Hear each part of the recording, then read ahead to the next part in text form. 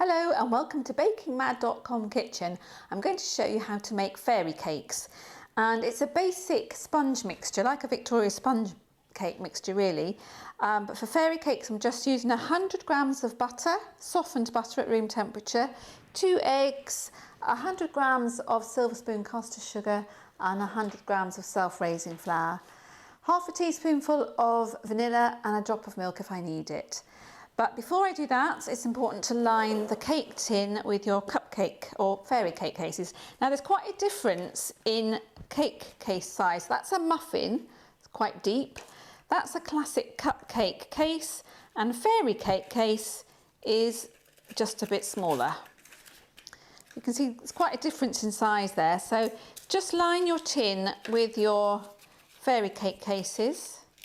And I say, you can use the same mixture if you're making cupcakes or even muffins. But I'm just going to show you how to make classic fairy cakes today. If you're doing cupcakes, just increase the mixture and you'll find all the recipes on the bakingmad.com website. So just add the sugar to your butter, and you can either use a wooden spoon or I'm just going to use an electric mixer, so I won't talk while this is mixing, but the idea is to cream this until it's really smooth and light and fluffy.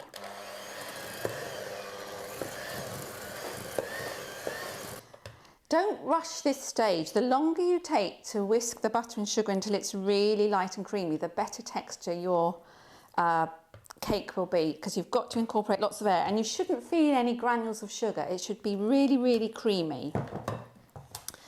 Now I'm going to break 4 eggs and whisk them gently, and again they should be at room temperature, because if you add freezing cold eggs straight from the fridge into your butter, it will just make the butter hard and you're more likely to get the mixture curdle.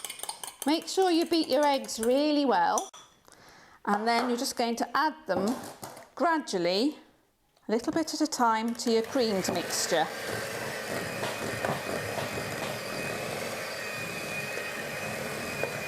Right, that's really light and creamy and fluffy.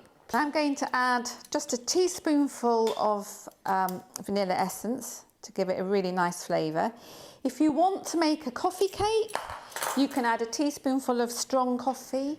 If you want to make a lemon cake, add grated lemon rind or orange rind. And if you want to make a chocolate cake, take out a tablespoonful of the flour and add a tablespoonful of cocoa instead. So it's a really versatile recipe. So then I'm just going to fold the flour into the butter and sugar egg mixture using a sort of figure of 8 motion. So now I'm going to divide the mixture between my fairy cake cases, and I usually use a dessert spoon, not too rounded for fairy cakes because we don't want them too full. So just dollop that into your fairy cake cases. Now, if you're making cupcakes, you want deeper cases, and I would say a heaped dessert spoonful of mixture.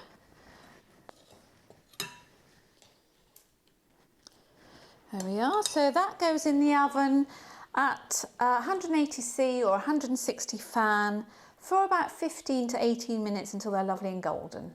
So here are my fairy cakes all baked, and I just like to tip them up to let them cool. And when they're completely cool, you just decorate them. And to make a fairy cake, you just, with a knife, just go around the edge of the cake. I think it's much easier if you use a little serrated knife, and take off the top.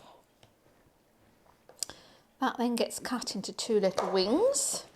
Now you can either spread your buttercream, and I'm just using ordinary vanilla buttercream, but you could use strawberry buttercream, chocolate buttercream, and you could also pipe it in there if you want to. Then you just pop your wings on top, and a little dust of icing sugar.